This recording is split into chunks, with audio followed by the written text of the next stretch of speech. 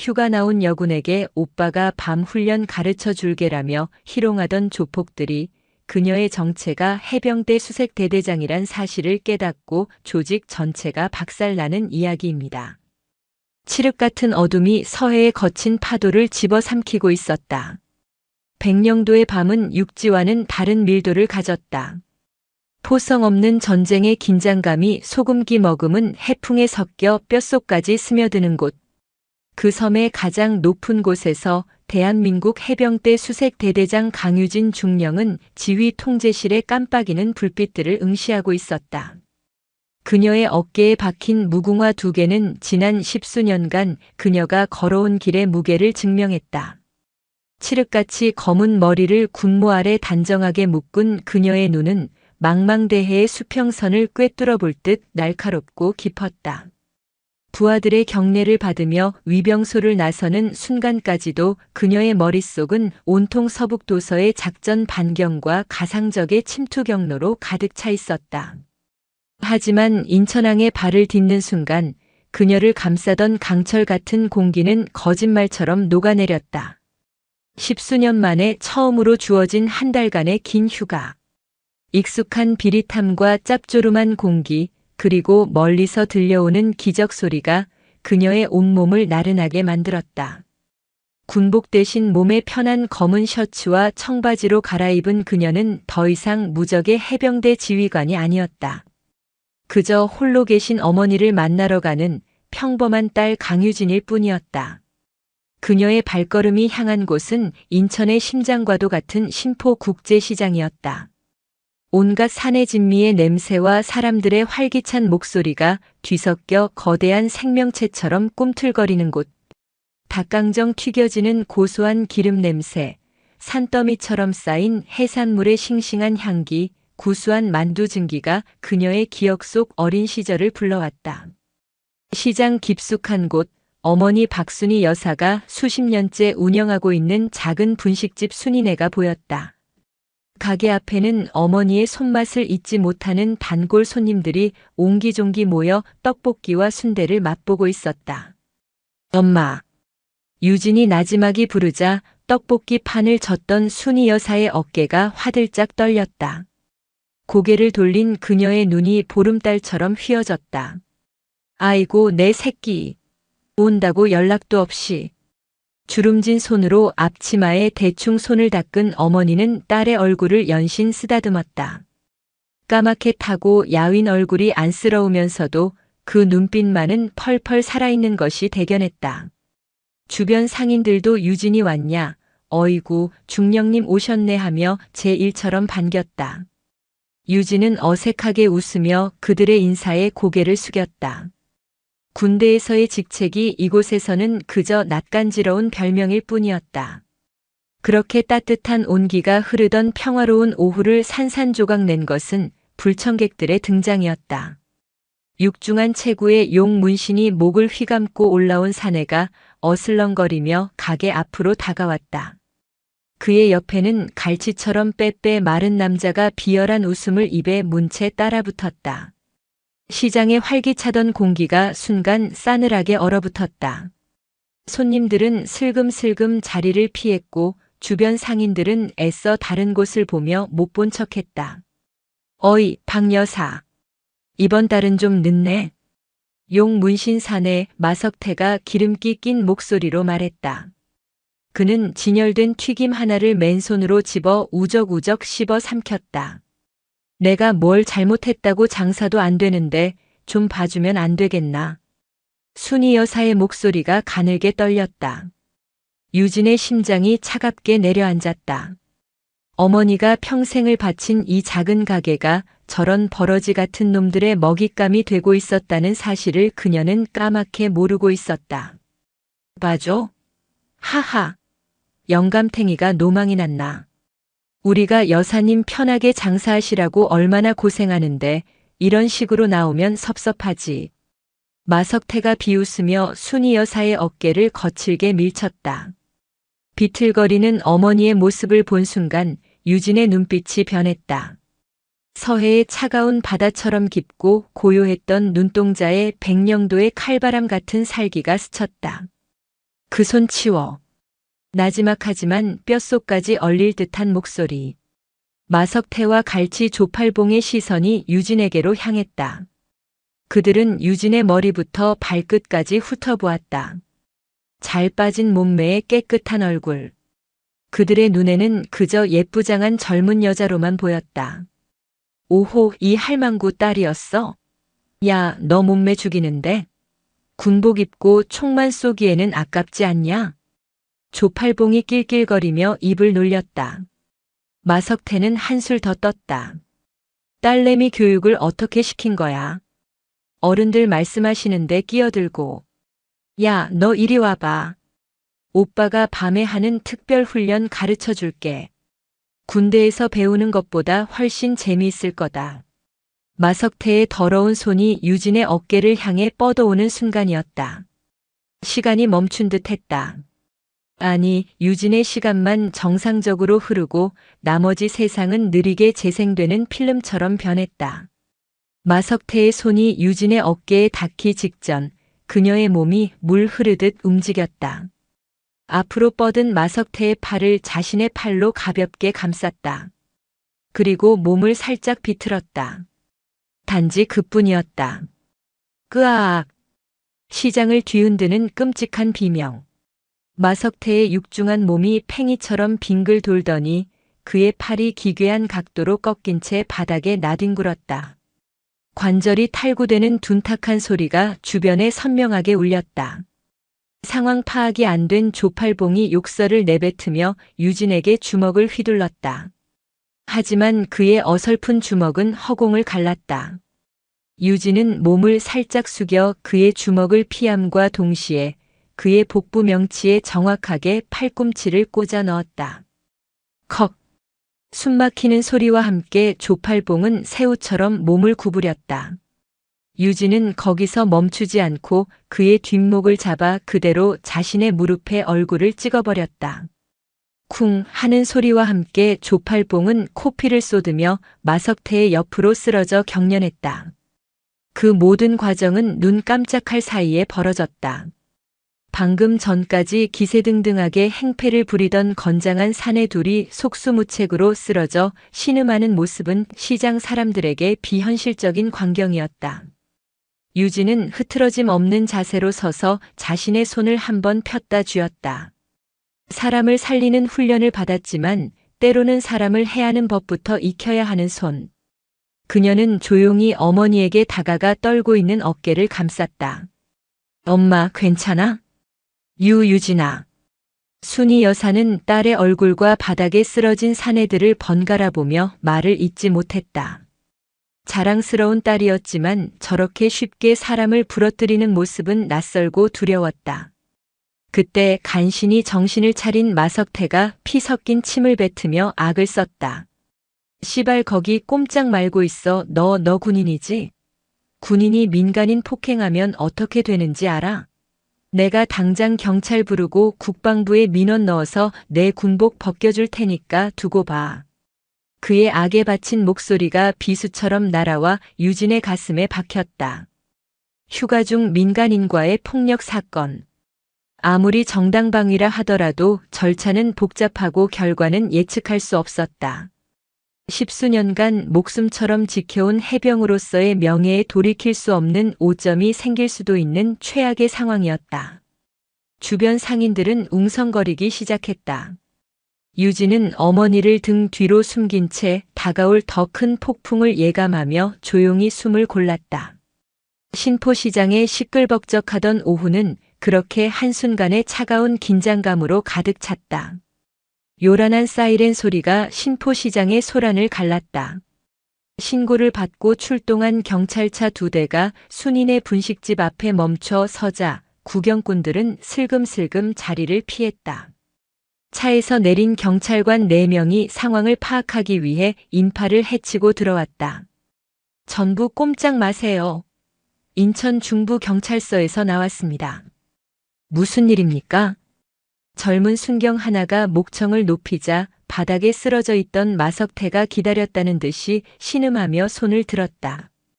경찰 아저씨 여기입니다. 여기. 저 미친 여자가 우리를 폭행했어요. 마석태는 조팔봉을 부축해 일으키는 척하며 일부러 다리를 절고 꺾인 팔을 부여잡으며 고통을 과장되게 호소했다. 조팔봉은 터진 코피를 얼굴에 잔뜩 비벼 바르며 엄살을 부렸다. 순식간에 그들은 시장 상인을 괴롭히던 가해자에서 영문도 모른 채 폭행당한 피해자로 둔갑했다. 경찰들의 시선은 자연스럽게 강유진에게로 향했다. 그녀는 여전히 어머니를 등 뒤에 세운 채 미동도 없이 서 있었다. 멀쩡한 그녀와 바닥에 나뒹굴고 상처를 입은 두 남자의 모습은 누가 보아도 유진에게 불리한 그림이었다. 선생님, 저분들 말씀이 사실입니까? 폭행 혐의로 조사를 좀 받아야겠습니다. 나이가 지긋해 보이는 김동진 경위가 유진에게 다가와 말했다. 그의 말투는 정중했지만 눈빛에는 의심이 가득했다. 유진은 침착하게 대답했다. 제가 한 것이 맞습니다. 하지만 정당방위였습니다.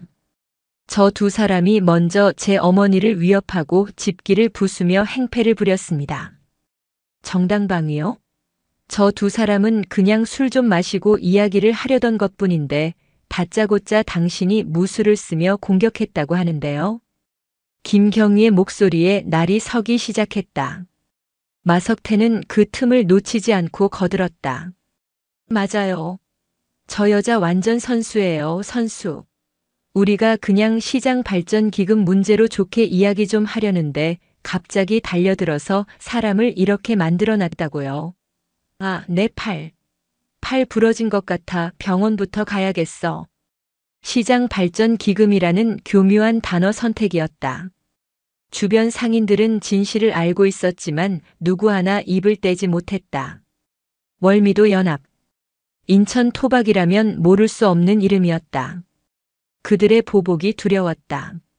지금 나서서 증언했다가 나중에 가게에 불이라도 나거나 가족이 해코지라도 당할지 모른다는 공포가 그들의 입을 틀어막고 있었다. 그저 불안한 눈빛으로 서로의 눈치만 살필 뿐이었다. 상황이 완전히 불리하게 돌아가고 있었다. 유진은 잠시 눈을 감았다. 군인에게 가장 치명적인 것은 불명예였다. 자신의 명예뿐 아니라 자신이 속한 해병대와 군 전체의 명예에 흠집을 낼 수 있었다. 목숨을 건 훈련과 작전을 통해 지켜온 자부심이 한순간에 무너질 위기였다. 엄마, 걱정 마. 내가 다 해결할게. 유진은 뒤에 있는 어머니의 손을 꼭 잡으며 속삭였다. 그녀의 목소리는 떨리지 않았지만 순이 여사는 딸의 손이 차갑게 식어 있음을 느낄 수 있었다. 김경희가 유진에게 다가와 말했다.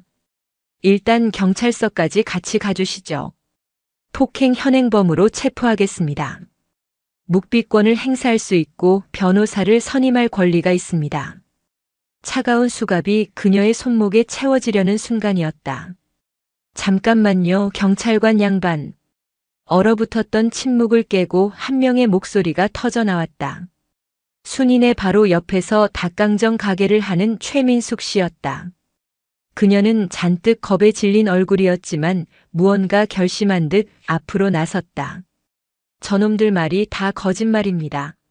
저 양아치들이 먼저 와서 순이 언니한테 행패 부리고 돈 내놓으라고 협박하고 튀김통까지 걷어찼어요. 우리가 다 봤어요. 그녀의 용기 있는 외침은 기폭제가 되었다. 여기저기서 망설이던 상인들의 목소리가 하나둘씩 터져 나오기 시작했다. 맞아요. 우리가 증인이에요. 저 아가씨는 어머니 구하려고 그런 거예요. 저 조폭놈들 전부터 시장 돌면서 돈 뜯어가는 놈들이라고요.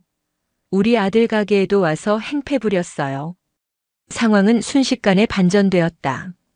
당황한 것은 마석태와 조팔봉 그리고 경찰들이었다. 김경희는 잠시 머뭇거리다가 주변을 둘러보았다. 수십 명의 상인들이 모두 한 목소리로 유진의 편을 들고 있었다. 아, 이 할망구들이 단체로 미쳤나? 너희들 나중에 어떻게 되려고 이래? 마석태가 버럭 소리를 질렀지만 한 번 터져나온 용기의 목소리는 잦아들지 않았다. 혹시 이 주변에 CCTV 있습니까? 유진이 침착하게 물었다. 그녀의 질문에 젊은 순경이 주변을 둘러보다가 한 건물을 가리켰다. 아, 저기 상가 건물 모퉁이에 방범용 카메라가 하나 있습니다. 모든 이의 시선이 그곳으로 향했다. 사건이 벌어진 장소를 정확하게 비추고 있을 법한 위치였다.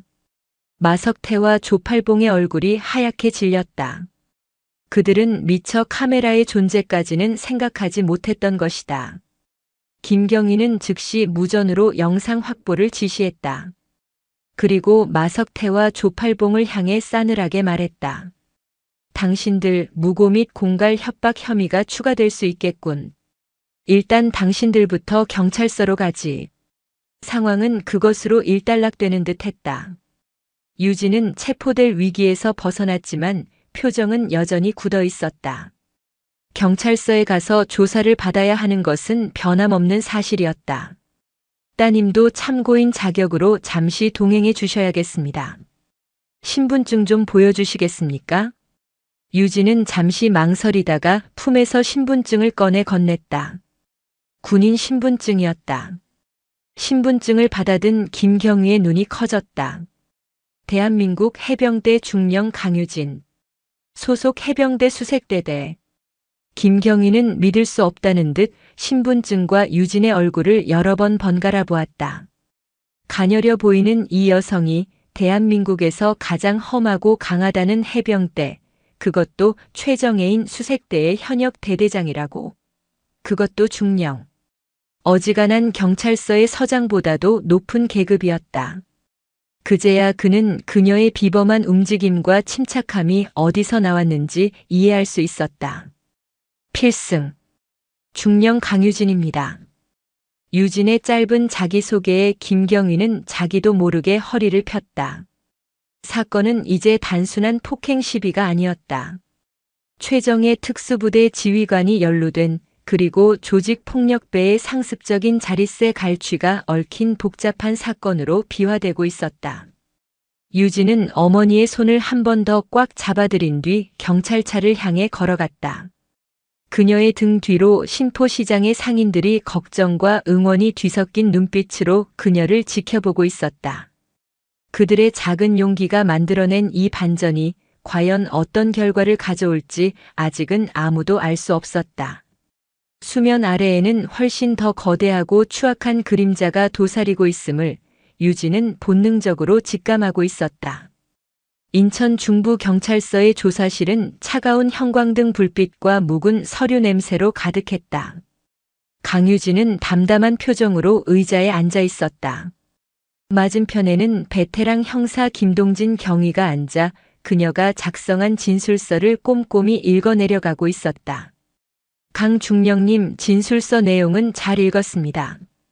현장 CCTV 영상도 확보해서 확인했습니다.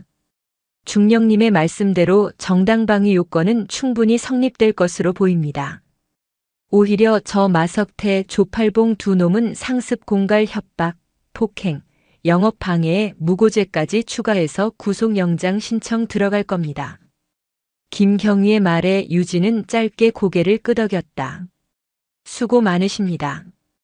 혹시 제가 부대로 복귀하는 데 문제가 생길 수도 있습니까? 그것이 가장 큰 걱정이었다.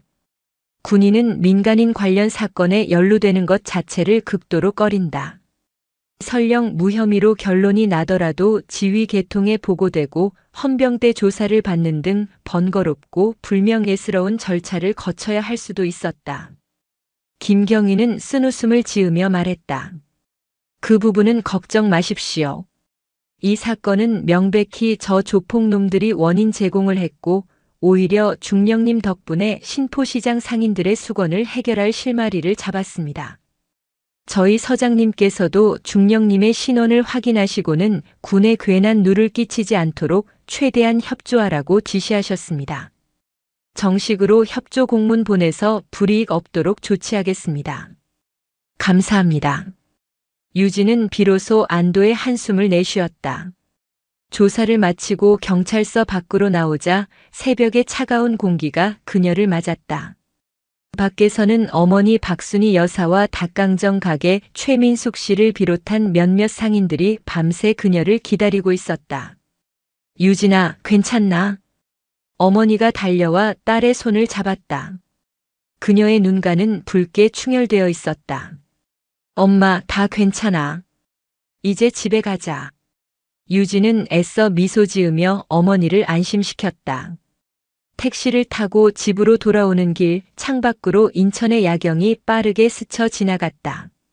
어머니는 유진의 손을 놓지 않은 채 한숨을 쉬었다. 다 나 때문이야.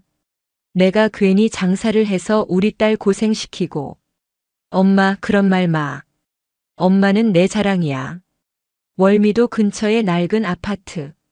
그녀가 어릴 적부터 살아온 집은 세월의 흔적을 고스란히 간직하고 있었다.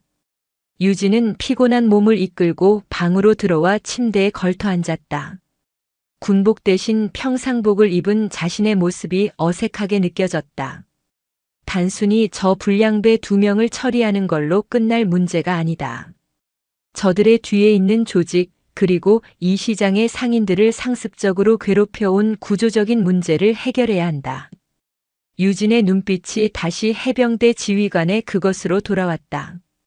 그녀의 휴가는 이제 단순한 휴식이 아니었다. 그녀에게는 새로운 임무가 주어졌다. 작전명 시장 정화. 다음 날 아침 유진은 김동진 경위에게 전화를 걸었다. 김경위님, 강유진입니다. 어제 사건 관련해서 추가로 드릴 말씀이 있습니다. 마석태와 조팔봉이 속한 월미도 연합이라는 조직에 대해 본격적으로 수사할 계획이 있으십니까? 수학이 넘어 김경위의 목소리는 의외라는 듯 했다. 네, 물론입니다. 하지만 아시다시피 이런 조직들은 꼬리 자르기에 능해서 저 녀석들 선에서 처벌이 끝나고 흐지부지 될 가능성이 높습니다. 확실한 증거나 내부 고발자가 없이는 상부 조직까지 치기가 어렵습니다. 그렇다면 제가 돕겠습니다. 유진의 목소리는 단호했다. 네. 중령님께서 어떻게? 경위님, 저는 정보 수집과 분석, 그리고 작전 계획 수립의 전문가입니다. 물론 제가 직접 수사에 관여할 수는 없겠지요. 하지만 이 사건의 피해자이자 참고인으로서 제가 보고 듣고 분석한 정보를 제공하며 수사에 협조할 수는 있을 겁니다. 신포시장을 수년간 병들게 한 독버섯을 이번 기회에 뿌리 뽑고 싶습니다.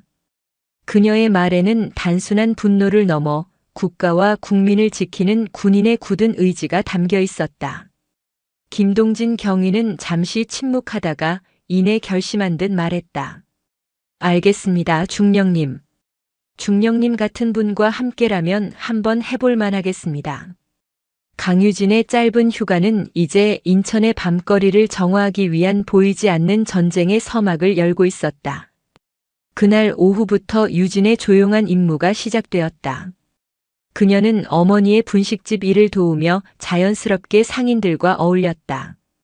처음에는 어색해하던 상인들도 묵묵히 뜨거운 어묵꼬치를 꿰고 떡볶이 판을 저으며 땀 흘리는 그녀의 모습에 조금씩 마음을 열기 시작했다.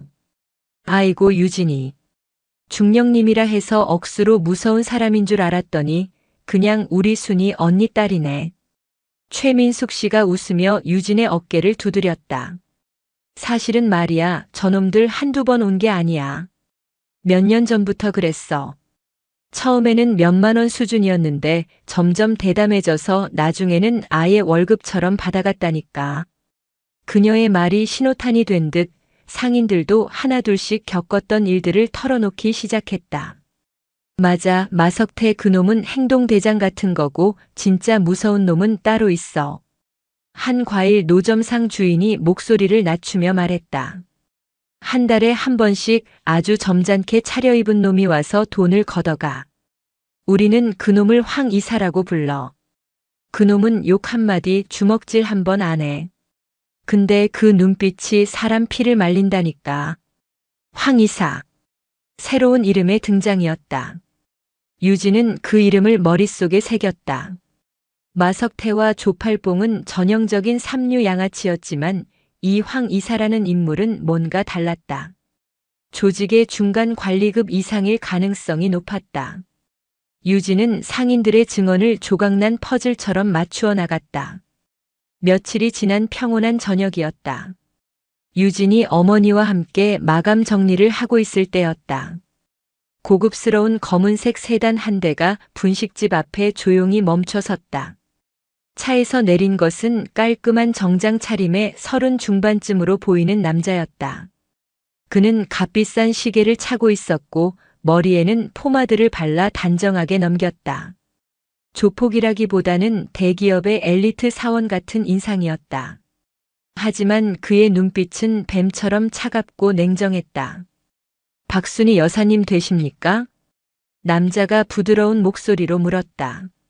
누구신데? 순희 여사가 긴장한 목소리로 되물었다. 남자는 유진을 한번 힐끗 쳐다보더니 가볍게 고개를 숙이며 말했다. 저는 황태섭 이사라고 합니다. 며칠 전 저희 어린애들이 와서 큰 실수를 저질렀다고 들었습니다.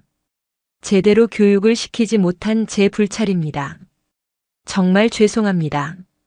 황 이사. 그가 바로 상인들이 말하던 그 남자였다. 그는 품에서 두툼한 현금 봉투를 꺼내 순희 여사에게 내밀었다. 이건 부서진 집기값과 어머님의 정신적 피해에 대한 작은 보상입니다. 받아주십시오.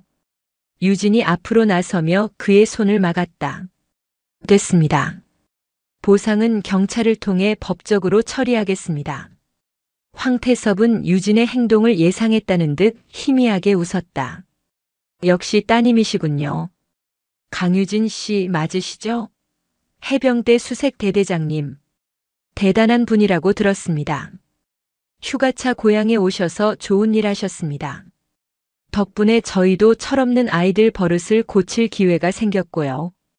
그의 말투는 더없이 정중했지만 그 안에 담긴 가시는 날카로웠다. 다만 세상 일이라는 게 말입니다.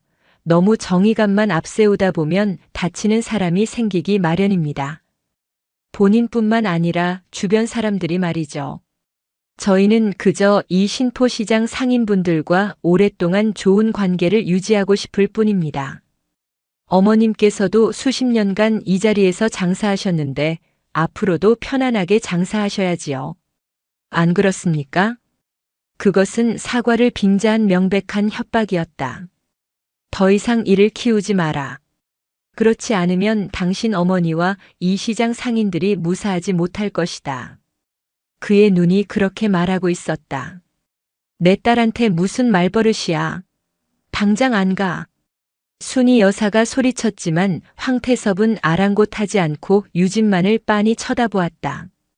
유진은 그의 시선을 피하지 않고 차갑게 말했다. 좋은 관계. 일방적인 착취를 좋은 관계라고 부르진 않지. 당신들이 말하는 편안함을 위해 내는 돈이 우리 상인들 피와 땀이라는 건 아나? 돌아가서 당신들 윗선에 전해. 순인의 딸이 이 신포시장에 기생하는 당신들 같은 버러지들을 전부 박멸하기 전에는 절대 가만히 있지 않겠다고. 유진의 목소리는 강철처럼 단단했다. 그 순간 황태섭의 부드럽던 표정이 처음으로 굳어졌다. 그의 눈에 스쳐 지나가는 살기를 유진은 놓치지 않았다. 좋은 충고 감사히 듣겠습니다. 황태섭은 짧게 말하고는 몸을 돌려 차에 올라탔다. 검은색 세단은 소리 없이 밤속으로 사라졌다. 그가 떠난 자리에 무거운 침묵이 내려앉았다. 유진은 이제 자신이 훨씬 더 교활하고 위험한 적을 상대해야 한다는 것을 직감했다. 보이지 않는 전선은 이제 막 그 서막을 올리고 있었다. 황태섭의 검은색 세단이 밤속으로 사라진 후 신포시장에는 폭풍전야와 같은 무거운 긴장감이 감돌았다. 눈에 보이는 폭력보다 더 지독한 것은 스멀스멀 피어오르는 보이지 않는 공포였다. 상인들은 눈에 띄게 말이 줄었고 서로 대화를 나눌 때조차 곁눈질로 주변을 살피는 버릇이 생겼다. 월미도 연합이라는 거대한 그림자가 시장 전체의 숨통을 조여오고 있었다. 김동진 경위의 수사팀 역시 난관에 부딪혔다. 마석태와 조팔봉은 입을 굳게 다문 채 변호사 뒤에 숨어버렸고 황태섭이라는 인물을 추적했지만 그는 유령과도 같았다. 그의 이름으로 된 사업체는 서류상으로는 완벽한 무역회사였고 자금 흐름은 여러 개의 대포 통장을 거치며 교묘하게 세탁되고 있었다. 상인들의 피해 진술만으로는 거대한 조직의 몸통을 엮기에는 증거가 턱없이 부족했다. 한편 강유진은 자신을 향한 적의 시선이 달라졌음을 감지했다. 그것은 마석태 일당의 저급한 시선과는 차원이 다른 차갑고 분석적인 관찰이었다. 어머니의 장을 보러 근처 마트에 갈 때면 항상 같은 자리에 주차된 낡은 승합차 한 대가 눈에 들어왔다. 서점에서 군사 전문 서적을 뒤적일 때면 모자를 푹 눌러 쓴 남자가 어색하게 잡지를 보는 척하며 그녀를 힐끔거렸다. 아마추어들이군. 유진은 속으로 콧방귀를 뀌었다. 적의 동태를 파악하기 위해 수십 킬로미터를 포복하고 몇 날 며칠을 은신처에서 잠복하는 것이 일상인 그녀에게 저런 미행은 어린애 장난 같았다. 하지만 그들의 어설픔이 오히려 더 큰 불안을 자아냈다. 이것은 시작에 불과하다는 신호였다. 월미도 연합의 보복은 예상보다 더 교활하고 비열하게 시작되었다. 그들의 첫 번째 목표는 가장 목소리를 높였던 닭강정 가게 최민숙 씨였다. 어느 날 아침 최민숙 씨가 가게 문을 열었을 때 유리창은 멀쩡했다. 간판도 그대로였다. 하지만 가게 안은 아수라장이 되어 있었다. 누군가 밤사이 환풍구를 통해 들어와 튀김기에 설탕을 들이붓고 닭강정 소스 통에는 멸치 액젓을 쏟아부어 놓은 것이다. 가게 전체에 역한 비린내가 진동했다. 경찰이 출동했지만 외부 침입의 흔적이 명확하지 않아 단순한 재물 손괴 사건으로 처리될 뿐이었다. 범인을 잡을 수도 월미도 연합의 소행이라는 것을 증명할 수도 없었다. 하지만 시장 사람들은 모두 알고 있었다. 이것은 경고였다. 강유진의 편에 서면 이렇게 된다는 무언의 메시지였다. 최민숙 씨는 가게 앞에 주저앉아 망연자실하게 울었다. 그녀의 울음소리는 다른 상인들의 마음에 박혀있던 작은 용기의 불씨를 꺼뜨리는 찬물과도 같았다. 상인들은 유진의 눈을 피하기 시작했다. 그들의 눈에는 원망과 두려움이 뒤섞여 있었다. 괜히 당신 때문에 우리는 조용히 살고 싶었을 뿐인데라고 말하는 듯 했다. 그날 밤 유진은 월미도가 내려다 보이는 한적한 찻집에서 김동진 경위를 만났다. 경찰서나 카페처럼 눈에 띄는 장소를 피한 것은 유진의 제안이었다. 저들의 방식입니다. 직접적인 증거를 남기지 않고 공동체 내부의 신뢰를 무너뜨려 스스로 고립되게 만드는 것. 전형적인 심리전입니다. 유진이 찻잔을 내려놓으며 말했다. 김경희는 답답한 듯 마른 세수를 했다. 알고 있습니다. 하지만 방법이 없습니다. 저들이 대놓고 칼 들고 설치는 것보다 이게 더 무섭습니다. 상인들이 전부 입을 닫아버렸습니다.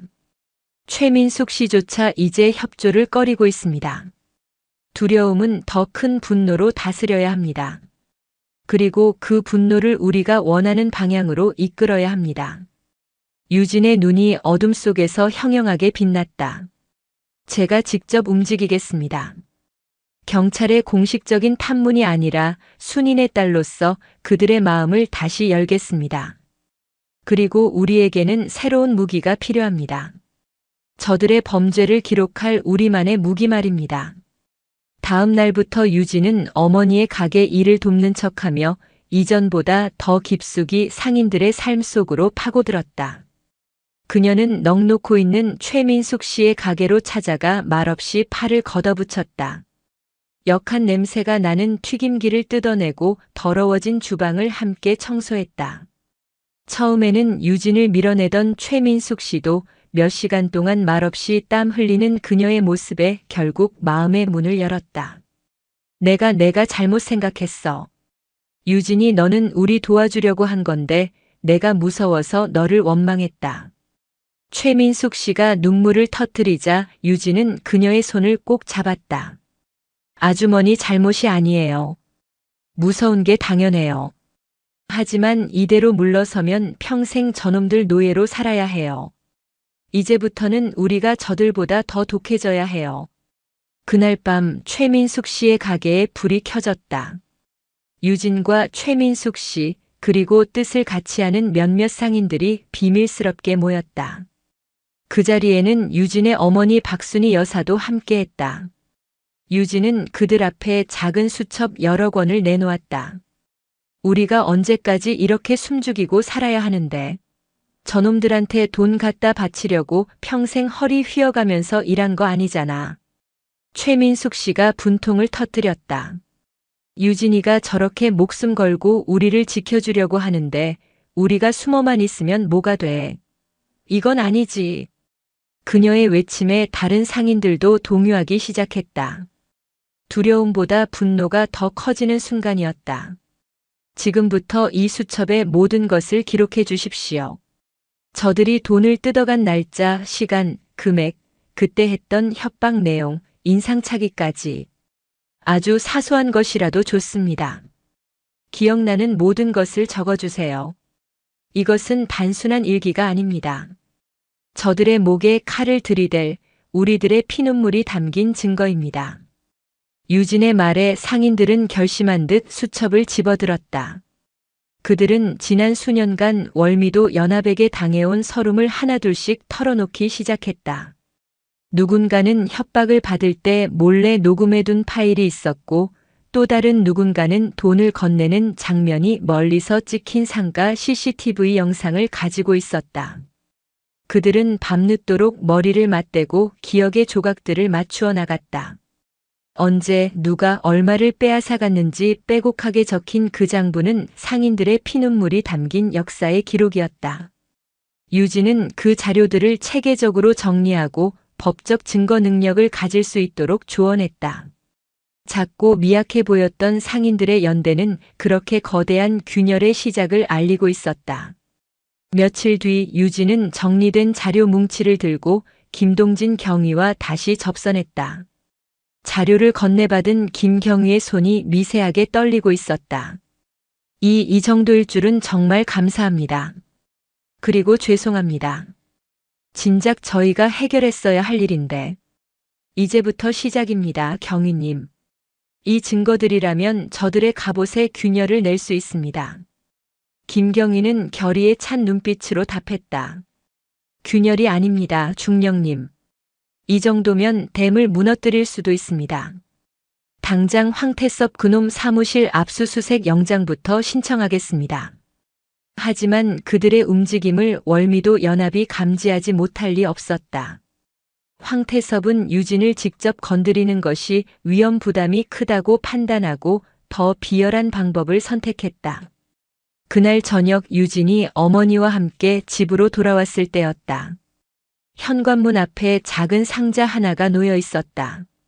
불길한 예감에 휩싸인 유진이 상자를 열었다. 그 안에는 목이 잘린 비둘기 사체와 함께 사진 한 장이 들어 있었다. 어머니 박순희 여사가 시장에서 홀로 장을 보고 있는 모습을 멀리서 몰래 찍은 사진이었다. 사진 뒷면에는 붉은 글씨로 한 문장이 적혀 있었다. 사냥개가 너무 똑똑하면 주인을 문다. 그것은 명백한 살해 협박이었다. 유진의 온몸의 피가 차갑게 식었다. 동시에 심장을 집어삼킬 듯한 분노가 머리끝까지 치밀어 올랐다. 적들은 이제 금도를 넘었다.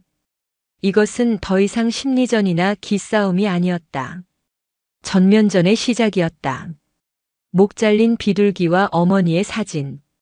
그것은 황태섭이 보낸 마지막 경고이자 강유진의 마지막 인내심을 끊어버린 도화선이었다. 그녀의 눈동자에서 딸의 온기는 사라지고 오직 적의 심장을 꿰뚫어야 하는 해병대 수색대대장의 차가운 살기만이 남았다. 엄마, 당분간 여기서 지내시면 안 되겠어요. 그날 밤 유진은 단호하게 말했다. 어머니의 안전이 최우선이었다.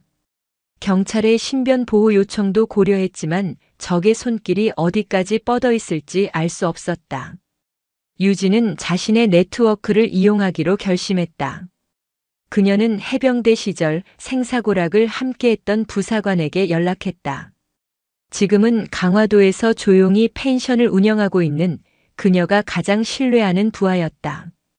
오 상사 나다. 부탁 하나만 하자. 수화기 너머에서는 군기가 바짝 든 목소리가 들려왔다. 필승. 대대장님, 무슨 일이십니까? 목숨이라도 내놓겠습니다. 목숨은 필요 없고 우리 어머니 며칠만 안전하게 모셔다오. 아무도 모르게. 다음 날 새벽 유진은 잠든 어머니를 깨워 모든 상황을 설명했다. 순이 여사는 딸의 비장한 모습에 아무 말도 하지 못하고 조용히 짐을 쌌다. 오 상사가 보낸 차가 아파트 앞에 도착했고 유진은 어머니를 차에 태우며 그녀의 손을 꼭 잡았다. 엄마 며칠만. 아주 며칠만이야.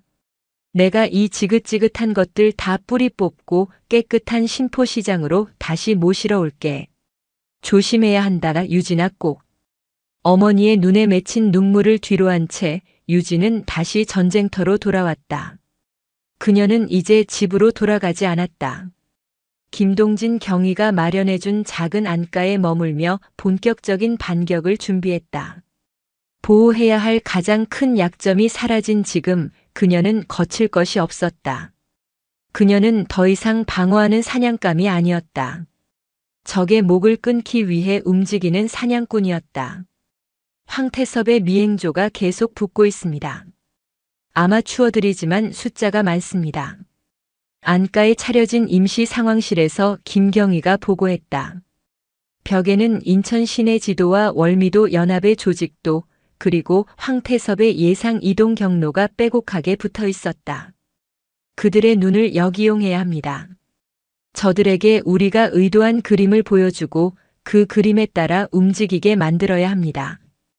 유진의 눈이 지도를 향했다. 그녀는 사냥 계획을 설명하기 시작했다. 며칠 뒤 유진은 일부러 황태섭의 감시망에 자신을 노출시켰다. 그녀는 인천역 근처의 한 공중전화 부스로 들어가 마치 누군가와 통화하는 것처럼 연기했다. 네, 최 사장님. 약속한 대로 내일 저녁 7시 차이나타운에 있는 공화춘 식당 앞에서 뵙겠습니다. 말씀하신 원본 장부 꼭 가지고 나와 주십시오. 경찰 쪽에도 이야기는 다 해두었습니다. 당연히 그녀를 감시하던 월미도 연합 조직원들의 귀에 그 내용이 들어갔다. 최 사장, 원본 장부라는 단어는 그들을 흥분시키기에 충분했다. 내부 고발자가 나타났다고 판단한 황태섭은 즉시 행동조를 투입했다. 다음 날 저녁 차이나타운의 공화춘 식당 주변은 보이지 않는 긴장감으로 가득 찼다. 약속 시간이 다가오자 관광객으로 위장한 월미도 연합 조직원 수십 명이 식당 주변을 겹겹이 에워쌌다. 그들의 목표는 장부를 가지고 나타날 최 사장을 납치하는 것이었다. 하지만 그 모든 것은 유진과 김경희가 파놓은 함정이었다. 같은 시각 유진과 김경희 팀은 차이나타운이 한눈에 내려다 보이는 자유공원 정상에서 망원경으로 그들의 움직임을 모두 지켜보고 있었다. 예상대로 미끼를 물었습니다. 황태섭의 핵심 행동조 대부분이 저곳에 집결했습니다. 유진이 나지막이 말했다. 김경희는 무전기를 들었다. 작전 개시. 목표는 동인천 황금수산. 지금부터 30분. 내부의 모든 증거를 확보한다. 황금수산은 월미도 연합의 자금 세탁 창구이자 황태섭의 진짜 사무실이 있는 곳이었다. 핵심 전력이 모두 차이나타운으로 빠져나간 그곳은 사실상 텅 빈 상태였다. 유진의 성동격서 작전이 완벽하게 맞아떨어진 것이다. 형사들이 황금수산의 문을 부수고 들이닥쳤을 때 그곳에 남아있던 것은 어리바리한 회계 담당 조직원 몇 명뿐이었다. 압수수색은 성공적이었다. 사무실에서는 신포시장뿐만 아니라 인천 시내 유흥가와 오락실 등에서 상납받은 자금을 관리한 이중장부가 발견되었다. 컴퓨터에서는 상부 조직원들과의 통신 기록과 자금 흐름을 증명하는 결정적인 증거들이 쏟아져 나왔다. 차이나타운에서 몇 시간을 허탕치고 나서야 자신들이 속았다는 것을 깨달은 황태섭은 분노에 이성을 잃었다. 강유진이라는 여자가 보통 내기가 아님을 뼈저리게 느꼈다. 그는 이제 심리전이나 협박 따위는 집어치우기로 했다. 그가 가진 가장 확실한 무기, 즉 압도적인 폭력으로 모든 것을 끝내기로 결심했다. 그날 밤 유진이 머물고 있는 안가로 수십 명의 조직원들이 쥐 죽은 듯이 모여들었다. 쇠 파이프와 야구방망이, 날카로운 회칼로 무장한 그들의 눈에는 살기가 가득했다. 그들의 목표는 단 하나, 강유진을 이 세상에서 지워버리는 것이었다. 저 여자 하나 처리 못해서 이게 무슨 망신이냐? 쥐도 새도 모르게 담가버려. 뼈도 못 추리게 만들어. 황태섭의 명령이 떨어졌다. 하지만 그들의 움직임 역시 유진의 손바닥 아니었다. 그녀는 황태섭이 궁지에 몰리면 반드시 극단적인 수단을 쓸 것이라 예측하고 있었다. 안가는 그들을 끌어들이기 위한 또 다른 미끼였다. 조직원들이 안가를 둘러싸고 문을 부수려는 순간 골목의 모든 가로등이 일제히 꺼졌다. 칠흑 같은 어둠 속에서 조직원들이 당황하는 사이 골목 양쪽에서 수십 명의 경찰 기동대원들이 방패와 진압봉으로 무장한 채 그들을 덮쳤다. 모두 무기 버리고 엎드려. 움직이면 발포한다. 사방에서 터져나오는 확성기 소리와 함께 안가 주변은 순식간에 아수라장으로 변했다. 어둠 속에서 경찰들의 진압봉이 무자비하게 내리쳐졌고 조직원들의 비명이 밤 공기를 갈랐다. 혼란의 중심에서 유진은 조용히 안가 2층 창문에서 그 광경을 내려다보고 있었다. 그녀의 시선은 도망치려는 한 남자에게 고정되어 있었다. 바로 이 모든 것을 지휘하던 황태섭이었다. 그는 자신의 부하들을 방패 삼아 포위망을 뚫고 뒷골목으로 빠져나가려 했다. 하지만 그 길목에는 어둠보다 더 짙은 그림자가 그를 기다리고 있었다. 황태섭 씨 맞습니까? 회장님께는 혼자 가셔야겠습니다. 차가운 목소리에 황태섭이 흠칫하며 돌아섰다. 그곳에는 전투복처럼 검은 옷을 입은 강유진이 서 있었다. 그녀의 손에는 아무것도 들려있지 않았지만 온몸에서는 강철 같은 기세가 뿜어져 나오고 있었다. 이 미친년이. 황태섭이 품에서 칼을 뽑아 들려던 순간 유진의 몸이 먼저 움직였다. 그녀는 바닥을 박차고 허공을 날아 그의 손목을 꺾고 팔꿈치로 명치를 가격했다. 전문 살상 기술로 단련된 군더더기 없이 간결하고 치명적인 움직임이었다. 크억. 황태섭은 비명도 지르지 못한 채 쓰러졌다. 그는 고통 속에서 자신을 내려다보는 유진의 눈을 보았다. 그 눈은 사냥감의 숨통을 끊는 사냥꾼의 차가운 눈빛이었다. 두 명의 프로페셔널. 한 명은 범죄의 그림자 속에서 다른 한 명은 국가의 이름 아래에서 서로의 길을 걸어온 두 존재가 마침내 격돌한 순간이었다. 이제 왕을 잡기 위한 길목의 마지막 중간 보스가 잡혔다. 황태섭의 체포는 무너지는 두 개의 마지막 버팀목을 뽑아버린 것과 같았다. 그는 마석태 같은 삼류 건달과는 격이 다른 월미도 연합의 두뇌이자 자금 관리인이었다. 중부경찰서 특별조사실에 앉은 그는 처음에는 입을 굳게 다물었다. 조직의 이사라는 자존심과 회장에 대한 마지막 의리가 그를 버티게 했다. 하지만 김동진 경위와 수사팀은 강유진의 조언에 따라 그의 가장 약한 부분을 파고들었다. 그것은 생존 본능이었다. 황 이사, 당신이 입 다물고 있어도 게임은 끝났어. 당신 사무실에서 나온 이중장부, 당신 부하들 진술, 그리고 신포시장 상인들이 피눈물로 쓴 이 비밀 장부까지. 이걸로 당신 위선은 무기징역 아니면 사형이야. 김경희가 책상 위에 증거물들을 펼쳐놓았다. 근데 당신이 끝까지 입 다물면 어떻게 될까? 회장이라는 양반은 분명 당신한테 모든 걸 덮어씌우고 꼬리 자르기를 할 거야. 나는 모르는 일이다. 황태섭이 독단적으로 벌인 짓이다. 이 바닥 생리 당신이 더 잘 알잖아. 결정타는 유진이 제공한 정보였다. 그녀는 황태섭의 심리 상태를 분석하고 그가 회장에게 절대적으로 충성하는 것이 아니라 두려움 때문에 복종하고 있을 가능성이 높다고 판단했다. 회장이라는 사람이 당신 뒤를 봐줄 것 같습니까? 조사실 옆 관찰실에서 마이크를 통해 유진의 목소리가 흘러나왔다. 그는 당신이 잡히자마자 당신의 가족 주변에 사람을 붙였습니다. 당신이 입을 여는지 감시하기 위해서. 당신이 끝까지 의리를 지키면 당신 가족은 평생 감시 속에서 살거나 아니면 사고를 당하겠지. 그게 당신이 모시던 회장님의 방식입니다. 이 말에 황태섭의 눈빛이 처음으로 심하게 흔들렸다. 자신의 아내와 어린 딸의 얼굴이 떠올랐다. 조직의 의리라는 허상보다 가족의 안전이 훨씬 더 무겁게 그의 어깨를 짓눌렀다. 결국 그는 무너졌다. 그의 입에서는 월미도 연합이라는 검은 제국을 지탱해 온 모든 비밀들이 폭포수처럼 쏟아져 나왔다. 정관계 로비 리스트, 차명으로 숨겨둔 재산, 비밀 금고의 위치, 그리고 월미도 연합의 진짜 실세, 저들이 큰형님이라 부르는 자의 정체까지. 진진 회장 본명은 진성철입니다.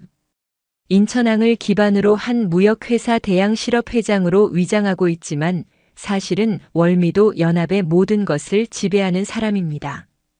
황태섭의 진술에 따라 경찰은 즉시 인천항 근처에 있는 대양실업 본사를 덮쳤다. 하지만 그곳은 이미 텅 비어 있었다. 진성철은 황태섭이 체포되자마자 모든 흔적을 지우고 잠적한 뒤였다. 사건은 이제 인천 중부경찰서가 감당할 수 있는 수준을 넘어섰다. 인천경찰청에 즉시 특별수사본부가 꾸려졌고 언론에도 서서히 관련 내용이 보도되기 시작했다. 그날 밤 안가에 차려진 상황실의 분위기는 그 어느 때보다 무거웠다. 벽에 걸린 조직도 최상단의 진성철이라는 이름이 큼지막하게 붙었다. 놈은 보통 내기가 아닙니다. 20년 전 인천을 주름잡던 여러 조직들을 하나로 통합하고 폭력이 아닌 돈과 권력으로 세력을 키운 인물입니다. 웬만한 정치인이나 고위 공무원들도 함부로 못 건드린다는 소문이 파다합니다. 김동진 경위가 수사 자료를 넘기며 말했다. 그의 얼굴에는 깊은 무력감이 서려 있었다. 유진은 말없이 조직도를 응시했다. 진성철이라는 이름 그리고 대양실업이라는 회사가 낯설지 않았다. 그녀는 기억의 서랍을 뒤지기 시작했다. 그리고 문득 10수년 전 아버지가 했던 말을 떠올렸다. 그녀의 아버지는 인천 토박이 형사였다. 불의를 보면 참지 못하고 조직 폭력배라면 이를 갈던 강직한 사람이었다. 유진이 사관학교에 가기 전 아버지는 술에 취해 넋두리처럼 말했었다. 인천에 아주 큰 암덩어리가 하나 있다. 겉은 번지르르한 기업가인데 속은 시커먼 독사 같은 놈이야. 그놈 하나만 잡으면 인천이 깨끗해질 텐데 증거가 없어 증거가. 윗선에서도 자꾸 수사를 막고. 그리고 얼마 뒤 아버지는 과로로 인한 심장마비로 세상을 떠났다. 너무나 갑작스러운 죽음이었다. 그때는 너무 어려서 의심조차 하지 못했다. 하지만 이제 와서 생각하니 모든 것이 퍼즐처럼 맞춰졌다. 유진은 김경희에게 떨리는 목소리로 물었다. 경희님, 혹시 15년 전쯤 인천 중부서 강력반에 근무했던 강철중 형사에 대해 아십니까? 김경희는 잠시 고개를 갸웃하더니 이내 무언가 생각난 듯 손뼉을 쳤다. 아, 강철중 선배님. 물론입니다. 제가 신참일 때 하늘 같은 선배님이셨죠. 호랑이 같으신 분이었는데 안타깝게 돌아가셨습니다. 그때 혼자서 대양실업이라는 회사를 집요하게 파고 계셨는데 유진의 온몸에 소름이 돋았다. 아버지의 죽음은 단순한 병사가 아니었다. 진성철 그리고 그와 결탁한 부패한 권력에 의한 제거였을 가능성이 높았다. 이 싸움은 이제 단순히 신포시장 상인들을 위한 것을 넘어 아버지의 명예를 되찾고 그의 죽음에 얽힌 진실을 밝혀내야 하는 숙명적인 의미를 갖게 되었다. 그때 그녀의 휴대전화가 진동했다. 강화도에 있는 오 상사였다. 그의 목소리는 평소보다 훨씬 무겁고 진지했다. 대대장님, 일이 생겼습니다. 어머님께서 사라지셨습니다. 뭐라고? 제가 잠시 자리를 비운 사이 쪽지 한 장만 남겨두고 나가셨습니다. 아무래도 인천으로 돌아가신 것 같습니다. 쪽지에 내 딸 혼자 싸우게 둘 수 없다고. 수화기를 내려놓은 유진은 굳은 표정으로 밤의 도시를 응시했다. 진성철이라는 거대한 악의 뿌리가 마침내 그녀의 가장 연약한 부분을 향해 손을 뻗치기 시작했다. 어머니는 딸을 지키기 위해 딸은 아버지를 대신해 피할 수 없는 마지막 싸움을 준비해야 했다. 인천의 밤은 깊고 그 어둠보다 더 짙은 그림자가 도시의 심장부에서 꿈틀거리고 있었다. 이제 모든 것을 걸어야 할 시간이 왔다. 오 상사의 다급한 목소리는 강유진의 심장에 박힌 얼음 송곳이었다. 어머니가 사라졌다. 그 한마디가 지난 며칠간 강철처럼 유지해왔던 그녀의 모든 통제력을 무너뜨렸다. 순간 안가의 임시 상황실은 백령도의 혹독한 겨울 바람보다 더 차갑게 얼어붙었다. 해병대 수색 대대장 강유진은 온데간데 없고 오직 어머니를 잃을지도 모른다는 원초적 공포에 휩싸인 딸만이 남아있었다. 어떻게 제가 바보였습니다. 어머니께 모든 위험을 제대로 설명해 드리지 못했습니다. 제가 너무... 그녀의 목소리가 미세하게 떨렸다. 언제나 당당하고 흔들림 없던 그녀의 눈동자가 지진이라도 만난 듯 흔들렸다. 곁에 있던 김동진 경위가 그녀의 어깨를 잡았다. 중령님, 자책할 시간이 없습니다. 일단 어머님을 찾아야 합니다. 어디로 가셨을까요? 집은 위험하다는 걸 아실 텐데. 유진은 눈을 감았다. 머릿속에서 수만 가지 경우의 수가 폭풍처럼 휘몰아쳤다. 어머니는 약한 분이 아니다. 평생을 신포시장에서 억척스럽게 살아오신 분이다. 두려움에 숨어 계실 분이 아니다. 쪽지에 적힌 내 딸 혼자 싸우게 둘 수 없다는 문장이 그녀의 뇌리를 때렸다. 어머니는 도망친 것이 아니었다. 싸우기 위해 돌아온 것이었다. 시장. 유진이 나지막이 은쪼렸다. 신포시장, 당신의 가게로 돌아가셨을 겁니다. 그곳이 어머니의 평생이고 어머니의 자부심이고 어머니의 전쟁터이니까요. 그녀의 예측은 정확했다. 다음 날 아침 신포시장 상인들은 자신들의 눈을 의심했다.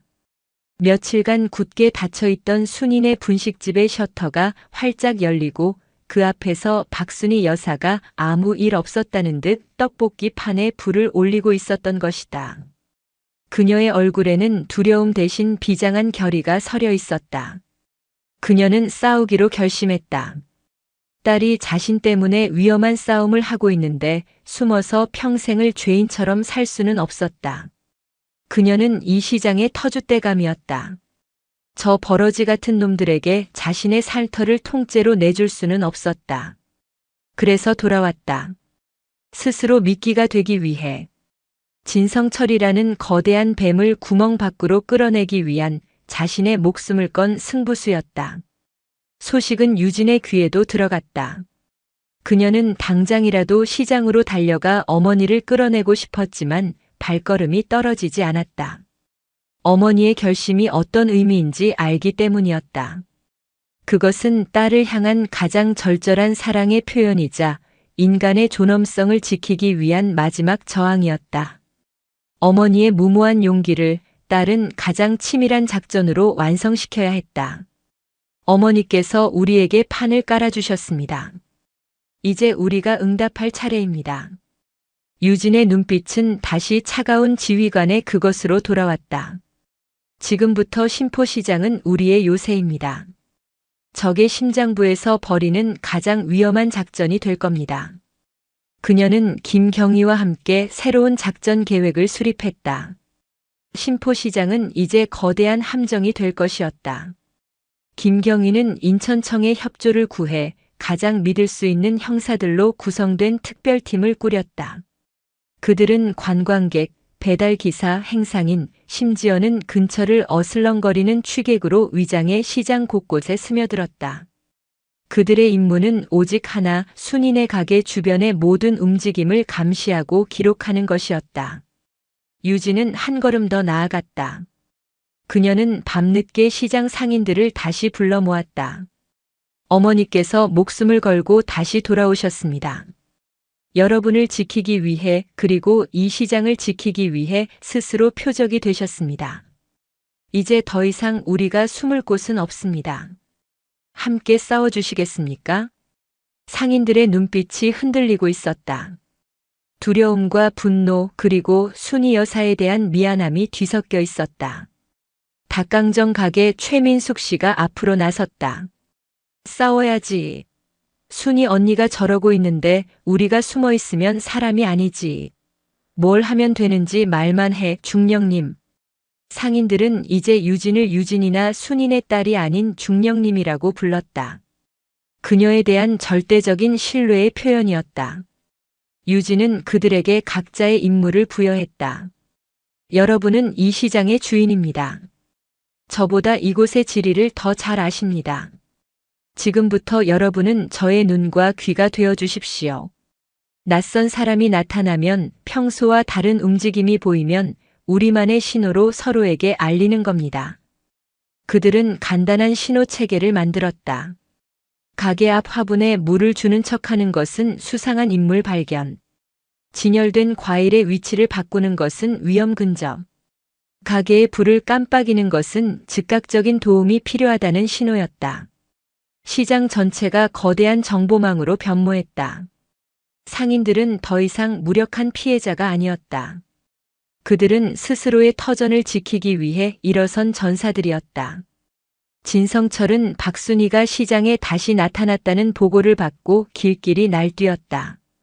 그것은 자신의 얼굴에 침을 뱉은 것이나 다름없는, 참을 수 없는 모욕이었다. 그는 이 모든 소란의 근원인 강유진을 제거하기 전에 그녀의 어미를 먼저 짓밟아 딸의 눈앞에서 피눈물을 흘리게 만들어야겠다고 결심했다. 그는 자신의 수족 중 가장 잔인하고 유능한 해결사를 불렀다. 조직 내에서도 그림자라 불리는 남자, 조용한 살인 기술의 전문가 조 부장이었다. 며칠 뒤 시장이 가장 붐비는 주말 오후였다. 순인의 가게 앞은 손님들로 북적였다. 박순희 여사는 애써 태어난 척 떡볶이를 저었지만 등 뒤에서는 식은땀이 흘렀다. 그 순간 과일 가게 주인이 진열된 사과와 배의 위치를 슬쩍 바꾸는 것이 그녀의 눈에 들어왔다. 위험 근접 신호였다. 박순희 여사의 심장이 철렁 내려앉았다. 손님들 사이에 섞여 있던 위장 형사들의 신경도 곤두섰다. 바로 그때였다. 평범한 등산객 차림의 한 남자가 자연스럽게 가게 앞으로 다가왔다. 그가 바로 조 부장이었다. 그는 순식간에 박순희의 팔을 낚아채고 품 안의 칼을 그녀의 옆구리에 들이댔다. 소리 지르면 죽는다. 조용히 따라와. 모든 것이 순식간에 벌어졌다. 주변의 위장 형사들이 움직이려 했지만 조 부장은 인파를 방패 삼아 교묘하게 빠져나갔다. 그의 움직임은 군더더기 없이 효율적이고 치명적이었다. 잡아라. 저놈 잡아. 누군가의 외침과 함께 기적이 일어났다. 상인들이 움직이기 시작한 것이다. 과일 가게 주인은 그의 발밑으로 사과 상자를 쏟아부었고 생선 가게에서는 비린내 나는 생선 상자를 던져 그의 시야를 가렸다. 닭강정 가게 최민숙 씨는 펄펄 끓는 기름을 들고 나와 그의 앞을 막아섰다. 이 더러운 놈아. 순이 언니한테서 손 떼. 시장은 순식간에 아수라장으로 변했다. 조 부장이 당황하는 사이 위장 형사들이 그를 덮쳤다. 하지만 그는 보통 내기가 아니었다. 그는 형사 2명을 순식간에 쓰러뜨리고 다시 도주로를 확보하려 했다. 그의 앞을 막아선 것은 지옥에서라도 돌아온 듯한 강유진이었다. 그녀는 이 순간을 위해 시장 근처 건물 옥상에서 모든 상황을 지켜보고 있었다. 거기까지. 유진의 목소리는 얼음장처럼 차가웠다. 조 부장은 박순희를 인질로 잡은 채 유진과 대치했다. 비켜. 안 그러면 이 할망구 목숨은 없어. 어머니께서는 이미 목숨을 거셨다. 그리고 나 또한 마찬가지다. 유진이 말하는 순간 그녀의 몸이 앞으로 튀어나갔다. 그것은 인간의 움직임이라고는 믿기 힘든 속도였다. 조 부장의 눈이 따라잡기도 전에 유진은 그의 손목을 꺾어 칼을 떨어뜨리고 박순희를 그의 품에서 빼냈다. 그리고 이어지는 동작으로 그의 관자놀이에 정확하게 팔꿈치를 가격했다. 둔탁한 소리와 함께 거구의 조 부장이 쓰러졌다. 형사들이 달려들어 그를 제압하려는 순간 조 부장은 입꼬리를 올리며 기분 나쁜 미소를 지었다. 그리고 무언가를 어금니로 강하게 깨물었다. 그의 몸이 잠시 경련하더니 이내 축 늘어졌다.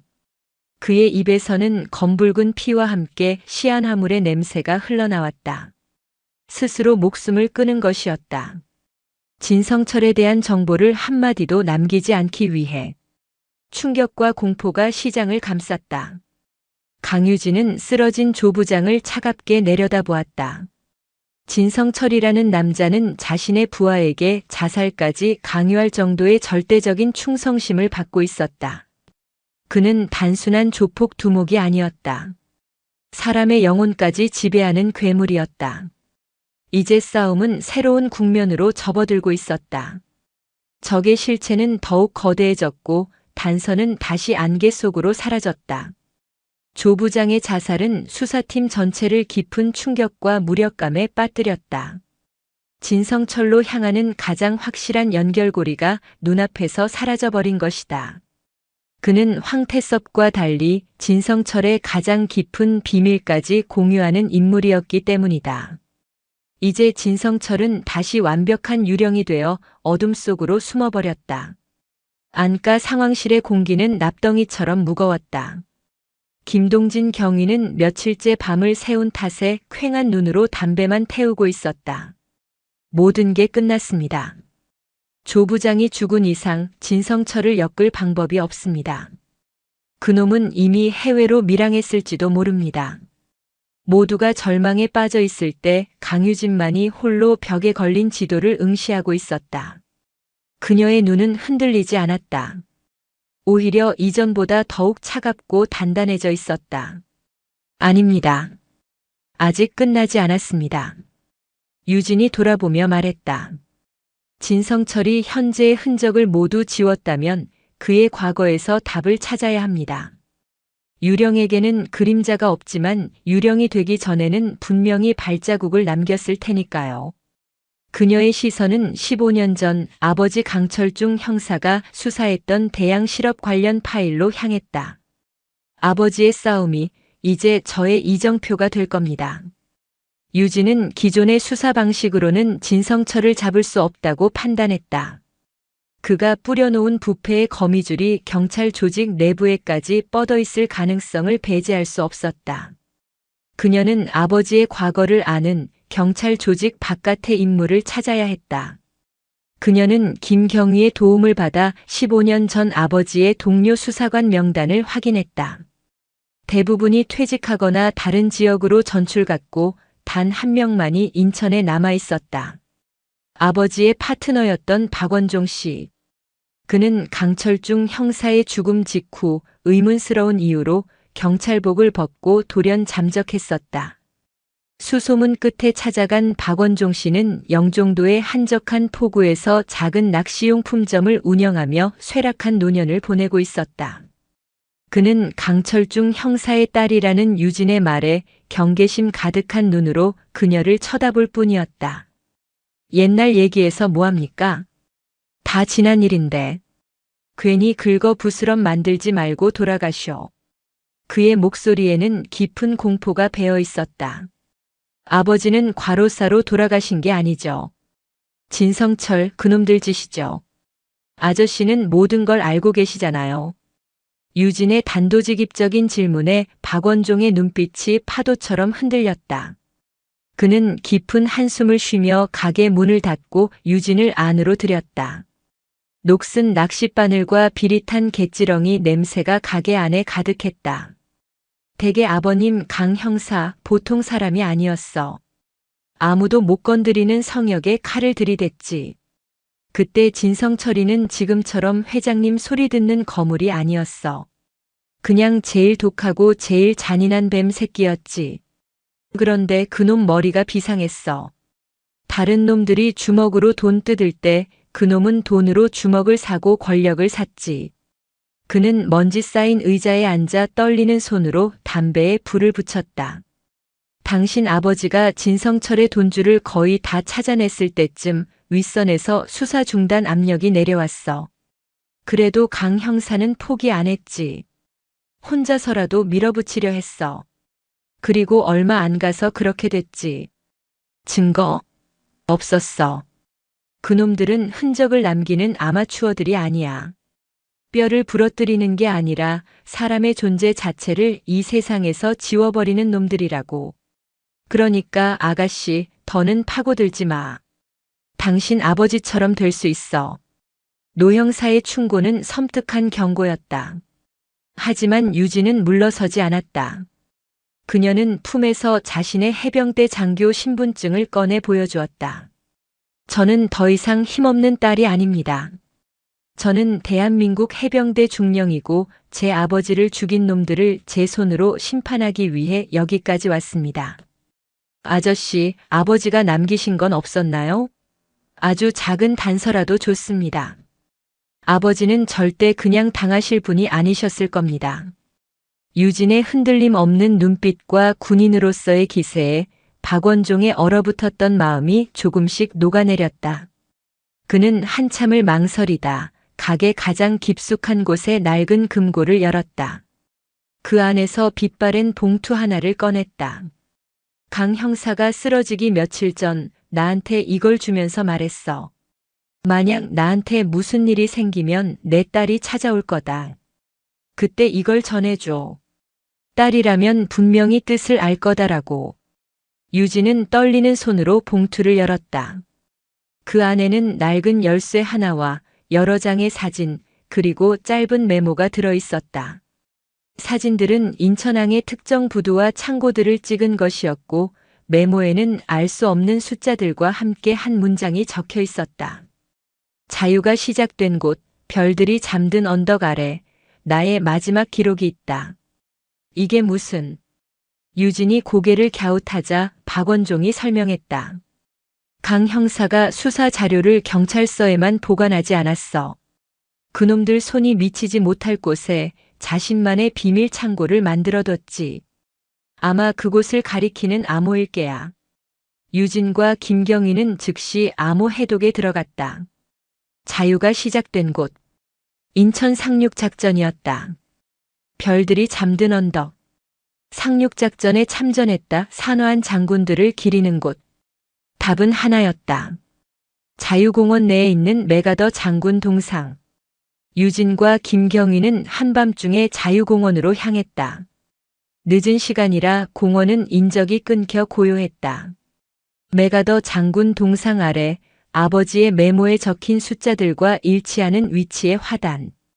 유진은 흙을 파내기 시작했다. 얼마 지나지 않아 그녀의 손에 딱딱한 상자가 닿았다. 방수 처리된 작은 금속 상자. 유진이 상자를 열자 그 안에는 낡은 수첩 하나가 들어있었다. 아버지의 필체로 빼곡하게 채워진 수사 일지였다. 진성철의 자금 흐름 로비를 한 정관계 인사들의 이니셜, 차명 계좌번호, 그리고 그들의 비밀 접선 장소까지. 15년간 감춰져 있던 진실의 조각들이었다. 수첩 마지막 장에는 유진에게 남기는 아버지의 편지가 있었다. 사랑하는 내 딸 유진아. 내가 이걸 읽고 있다면 아빠는 이미 졌다는 뜻이겠지. 미안하다. 끝까지 싸우지 못해서. 하지만 넌 아빠와 다르다. 넌 나보다 더 강하고 지혜로우니 분명히 이길 수 있을 거라 믿는다. 함께 들어있던 열쇠는 아빠의 마지막 증거들이 잠들어 있는 곳의 문을 열 것이다. 진실의 문을 열고 저 괴물에게 반드시 심판을 내려다오. 그리고 기억해라. 절대 아무도 믿지 마라. 적은 언제나 가장 가까운 곳에 있다. 유진의 눈에서 뜨거운 눈물이 흘러내렸다. 이것은 아버지의 유서이자 딸에게 남기는 마지막 명령이었다. 15년의 세월을 뛰어넘어 아버지의 꺼지지 않은 의지가 딸의 심장 속에서 다시 타오르기 시작했다. 이제 그녀는 더 이상 혼자가 아니었다. 아버지의 유령이 그녀와 함께 이 마지막 전쟁을 치를 것이었다. 아버지의 수사 일지는 판도라의 상자였다. 그 안에는 진성철이라는 괴물을 중심으로 얽히고 설킨 인천 지역의 부패 카르텔이 고스란히 담겨 있었다. 그리고 상자를 연 순간 희망과 함께 끔찍한 절망도 함께 튀어나왔다. 이럴 수가. 김동진 경위는 수첩에 적힌 이니셜들을 대조해 보다가 경악을 금치 못했다. 수첩에는 진성철에게 정기적으로 뇌물을 상납받은 인물들의 명단이 암호처럼 적혀 있었는데 그 중에는 현재 인천경찰청의 고위 간부이자 김경희가 존경에 마지 않던 선배의 이름도 포함되어 있었다. 적은 언제나 가장 가까운 곳에 있다. 아버지의 마지막 경고가 현실이 된 순간이었다. 진성철의 수사가 번번이 벽에 부딪혔던 이유, 조 부장 같은 핵심 인물이 체포되어도 진성철이 유유히 빠져나갈 수 있었던 이유가 모두 설명되었다. 내부의 적이 모든 정보를 차단하고 수사 방향을 교란하고 있었던 것이다. 이제 우리 팀 외에는 아무도 믿을 수 없습니다. 유진의 목소리는 얼음처럼 차가웠다. 그녀는 이제 경찰 조직 전체와 싸워야 할지도 모른다는 최악의 상황을 가정해야 했다. 남은 것은 아버지의 마지막 유산, 진실의 문을 여는 열쇠였다. 수첩에는 열쇠 구멍 모양의 그림과 함께 낡은 주소 하나가 적혀 있었다. 지금은 사용되지 않는 구역 번호였다. 박원종 씨의 도움을 받아 확인한 결과 그 주소는 인천 북항의 재개발 구역에 포함되어 곧 철거될 예정인 버려진 냉동 창고였다. 아버지가 남긴 최후의 보루였다. 진성철도 내부의 첩자도 이 창고의 존재를 모를 겁니다. 하지만 우리가 움직이기 시작하면 그들의 정보망에 반드시 포착될 겁니다. 우리에게 시간은 많지 않습니다. 유진은 결단을 내렸다. 더 이상 기다릴 수 없었다. 정식 절차를 밟아 수색영장을 청구하는 순간 정보는 내부 첩자를 통해 진성철에게 흘러들어갈 것이고 아버지가 남긴 모든 증거는 연기처럼 사라질 터였다.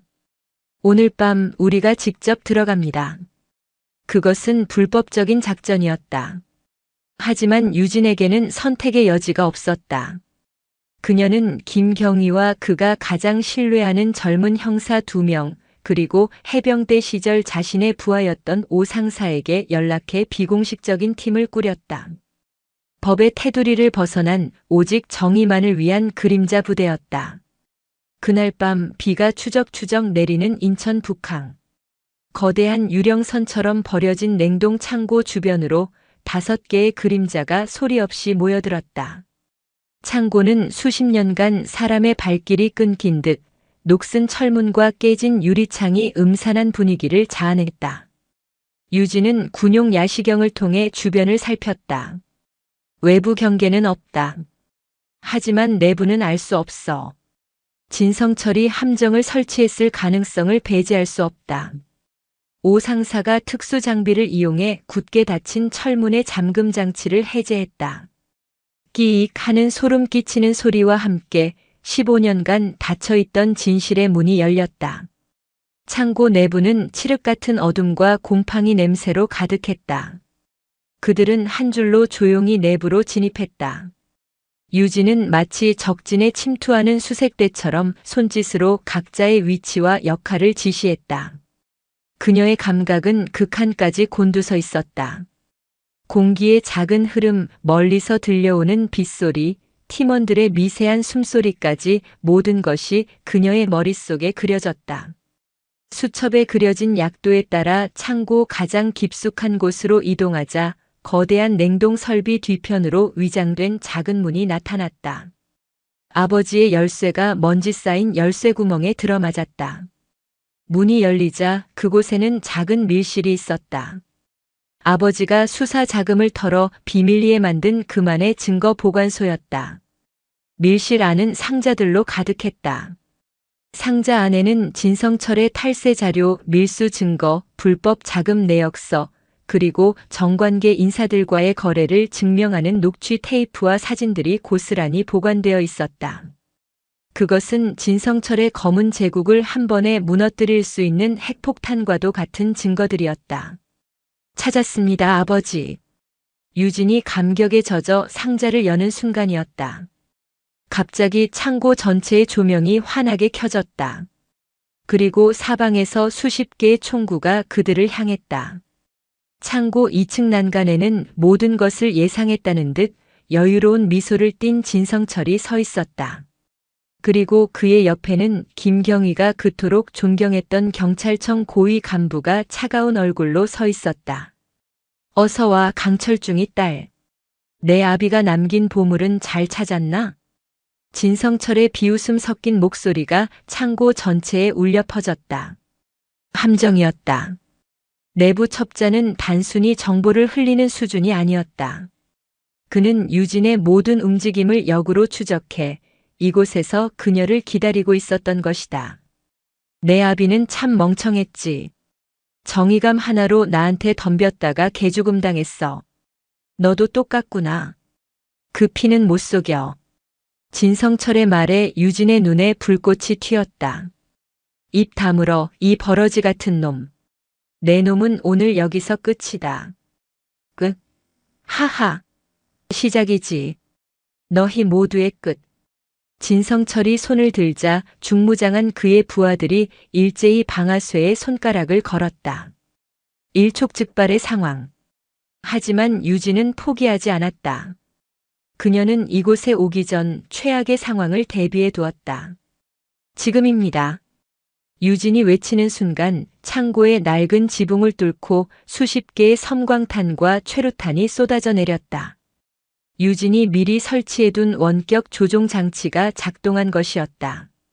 눈을 멀게 하는 섬광과 숨막히는 연기가 창고를 뒤덮었고 진성철의 부하들은 혼란에 빠졌다. 그 틈을 놓치지 않고 유진과 팀원들은 엄폐물 뒤로 몸을 숨기고 반격을 시작했다. 창고 안은 순식간에 격렬한 총격전이 벌어지는 전쟁터로 변했다. 쇠 파이프와 박스 더미를 방패 삼아 어둠 속에서 불꽃이 어지럽게 튀었다. 유진은 해병대에서 갈고 닦은 전투 기술로 적들을 하나씩 쓰러뜨렸다. 그녀의 움직임은 한 마리의 흑표범처럼 빠르고 치명적이었다. 치열한 교전 끝에 진성철의 부하들은 대부분 제압되었다. 하지만 그 사이 진성철과 부패한 경찰 간부는 밀실로 들어가 증거물 상자들의 기름을 붓고 있었다. 모든 것을 불태우고 도망칠 생각이었다. 이걸로 모든 게 끝이다. 부패한 간부가 라이터를 켜는 순간 한 발의 총성이 울렸다. 그의 손에 들려있던 라이터가 공중으로 튕겨나갔다. 김경희가 쏜 총이었다.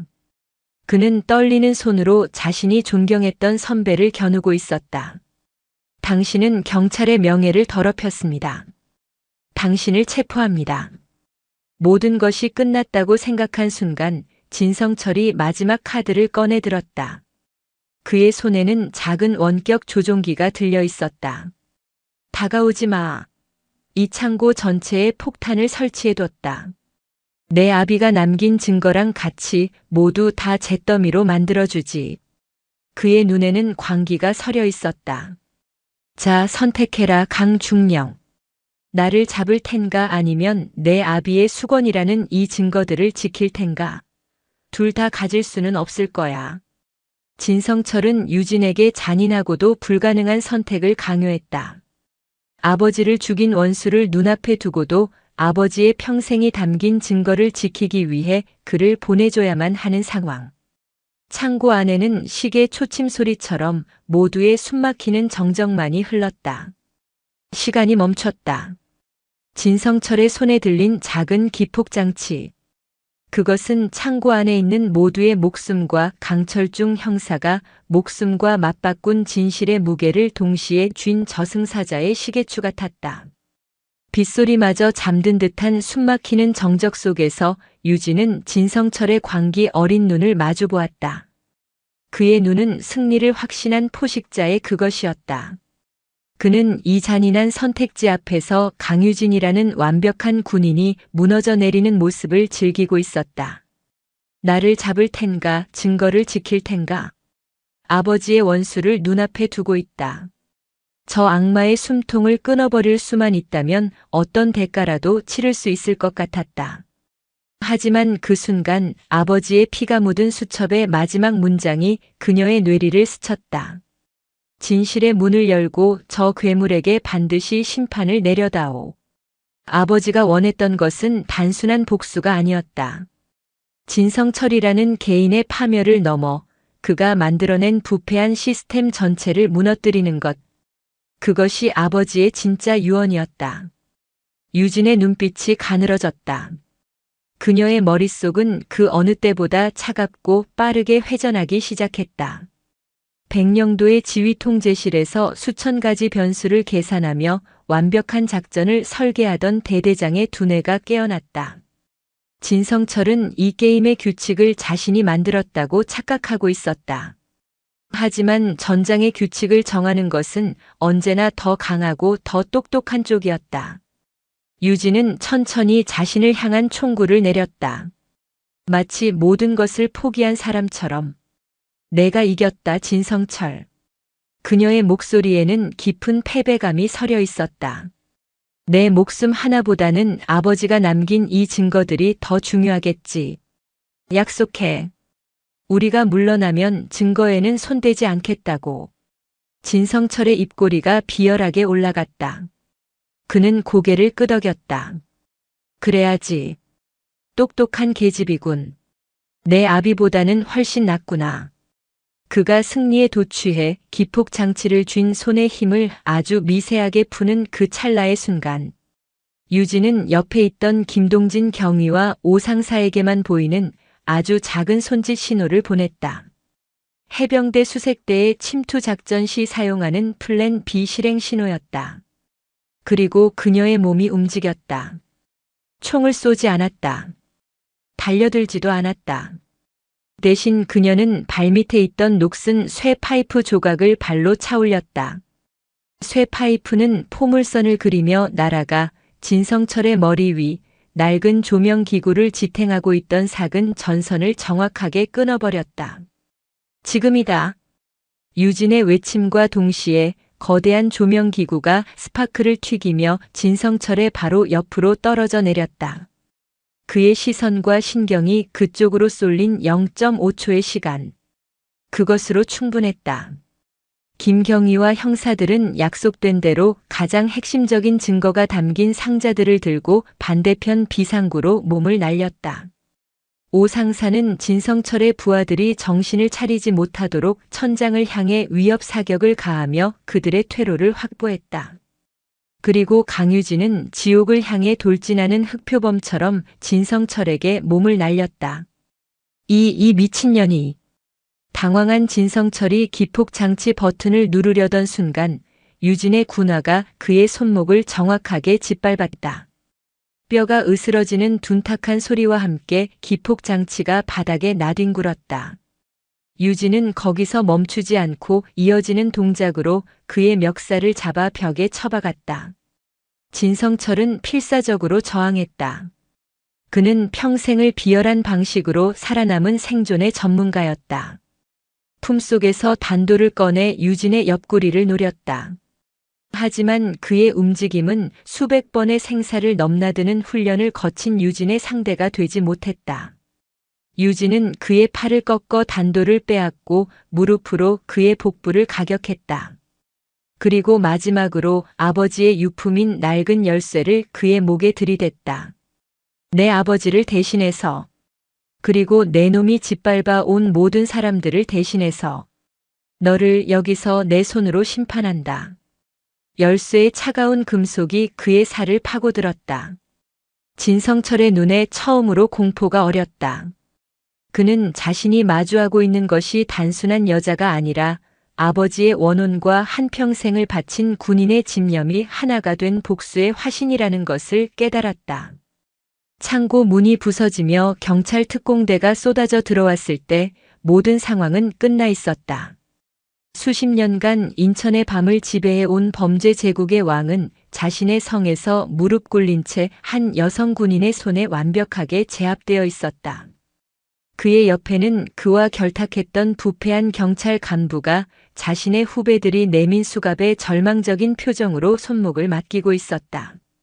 다음 날 인천은 발칵 뒤집혔다. 월미도 연합 일망타진 대양 실업 진성철 회장 전격 구속 소식은 모든 뉴스의 헤드라인을 장식했다. 아버지의 수첩에서 나온 증거들은 단순한 범죄 조직 소탕을 넘어 인천 지역 사회를 좀먹고 있던 거대한 부패의 뿌리를 송두리째 뽑아내는 신호탄이 되었다. 수많은 정관계 인사들과 공무원들이 줄줄이 소환되었고 인천은 거대한 정화의 폭풍에 휩싸였다. 몇 주 뒤 신포시장에는 거짓말처럼 평화가 찾아왔다. 두려움의 그림자가 거친 시장은 예전보다 훨씬 더 활기차고 생기가 넘쳤다. 상인들의 얼굴에는 진정한 웃음꽃이 피었고 그 중심에는 다시 문을 연 순이네가 있었다.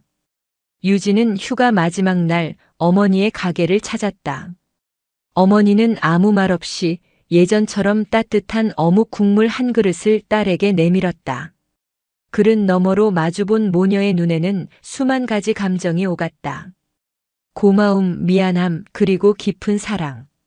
그때 가게 앞으로 마석태와 조팔봉이 쭈뼛거리며 다가왔다. 죗값을 치르고 나온 그들은 예전의 기세는 온데간데 없이 잔뜩 주눅이 든 모습이었다. 그들은 유진과 박순희 여사 앞에 깊이 고개를 숙였다. 정말 잘못했습니다. 평생 속죄하며 살겠습니다. 그들은 용서를 구하지 않았다. 그저 다음 날부터 말없이 시장에 나와 가장 더럽고 힘든 일을 도맡아 했다. 그것은 그들이 할 수 있는 유일한 속죄의 방식이었다. 어느덧 유진의 길었던 휴가가 끝나고 부대로 복귀해야 할 날이 왔다. 인천역 플랫폼에는 어머니와 이제는 막역한 동지가 된 김동진 경위가 그녀를 배웅하기 위해 나와 있었다. 김경위는 깨끗하게 다려진 경찰 정복 차림으로 유진을 향해 거수 경례를 했다. 중령님 덕분에 인천이 다시 태어났습니다. 그리고 중령님 아버님 강철중 선배님의 재수사가 결정되었습니다. 곧 순직이 인정되고 국립현충원으로 모실 수 있게 될 겁니다. 그 말을 듣는 순간 유진의 눈시울이 뜨거워졌다. 아버지의 명예가 15년 만에 드디어 제자리를 찾게 된 것이다. 그녀는 말없이 고개를 숙여 감사를 표했다. 몸성이 잘 지내고 너무 오래 기다리게 하지는 말고. 어머니는 딸의 손을 꼭 잡았다. 삑 하는 기적 소리와 함께 서울행 열차가 서서히 플랫폼을 빠져나갔다. 유진은 창밖으로 멀어지는 어머니와 인천의 풍경을 바라보았다. 지난밤 내린 비가 도시의 먼지를 모두 씻어낸 듯 하늘은 눈부시게 푸르렀다. 그녀는 주머니 속 아버지의 낡은 열쇠를 만졌다. 이제 그것은 더 이상 복수의 도구가 아니었다. 아버지의 의지, 어머니의 사랑, 그리고 자신이 지켜낸 사람들의 희망이 담긴 세상에서 가장 빛나는 훈장이었다. 기차는 이내 속도를 높여 새로운 아침이 밝아오는 인천을 뒤로하고 달리기 시작했다. 강유진 중령은 평범한 딸로 돌아왔던 고향에서 한 명의 군인으로서 가장 치열한 전쟁을 치렀다. 그리고 이제 그녀는 조국을 지키는 자신의 자리로 서해의 가장 험한 파도가 몰아치는 백령도로 돌아가고 있었다. 그녀의 마음속에는 그 어느 때보다 뜨겁고 선명한 정의의 여명이 밝아오고 있었다.